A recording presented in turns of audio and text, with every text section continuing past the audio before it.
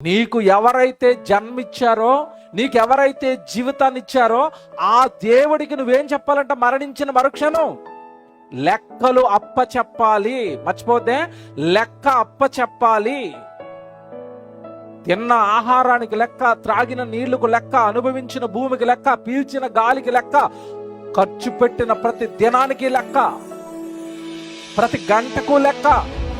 దేహాన్ని నీకు దేవుడిచ్చాడు కదా, ఈ దేహాన్ని నువ్వు ఏ పనులకు వాడేసావో లెక్క లెక్క సమస్తాన్ని లిఖించి పెడుతున్నాడు.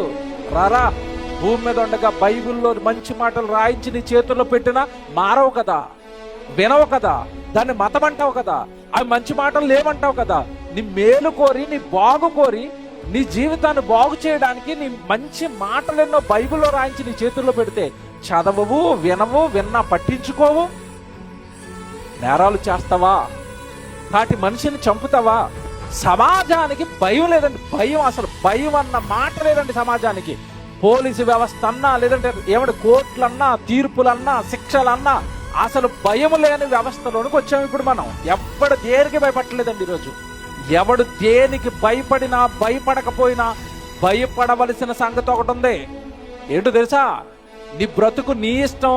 నన్ను కోర్టులు ఏం చేస్తాయి, జైళ్ళు ఏం చేస్తాయి, మనుషులు ఏం చేస్తారు, నేను పాపాలు చేస్తాను, నేను నేరాలు చేస్తాను, నేను కుటుంబాలు కూల్చేస్తాను, వ్యభిచారాలు చేస్తాను, దొంగతనాలు చేస్తాను, మత్తులో నా ఇష్టం వచ్చినట్టుగా ప్రవర్తిస్తాను, అందరిని ఏడిపిస్తాను, అందరిని నాశనం చేస్తాను అంటే ఒక ఆయన ఉన్నాడు. ఒక ఆయన నువ్వు చేసే ప్రతి పనిని చూస్తున్నాడు.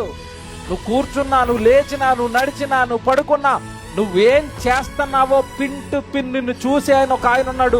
ఆయనే సృష్టికర్త, నీ తండ్రి, నీ దేవుడు.